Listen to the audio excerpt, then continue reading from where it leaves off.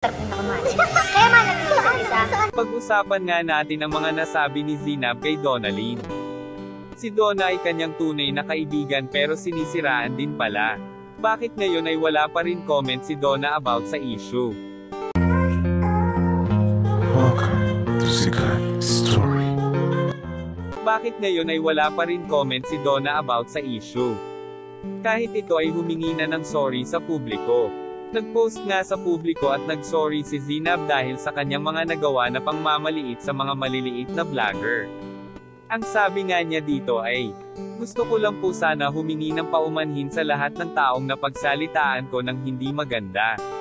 At sa mga kaibigan kong nadamay sa issue na aking kinasangkutan. Ate Jelay, Ate Alex, Ate Donna, Ivana, Robbie, Sanya, Wamos, Tony, Toro Fam.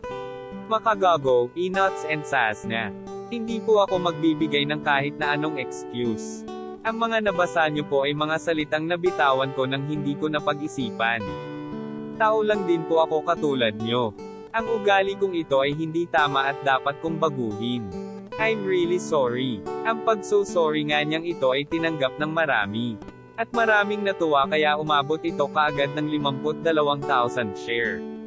Kung titingnan natin ang timeline ni Donna ay hindi pa ito nagpa-post o nag-share about sa sorry ni Zinab sa kanya. Ito dahil puro talk shit pala ginawa ni Zinab pag nakatalikod si Donna. Si Miss B, best friend niya. Pero nagto-talk shit siya sa best friend niya. Ganyan ba ang kaibigan? Kaya naman sinabi niya na hindi daw niya gagawa yun at agaran niyang tinawagan si Donna para mahingi ng sorry. Malabo yan. Alam ng lahat kung gaano ko kamahal si Ate Donna. Grabe magkakaibigan Sir An. Ang tanong ay kung napatawad na biya ni Donna si Zinab. Yan lang ang ating mainit na chika. Halina't mag-like, share and subscribe. Thank you.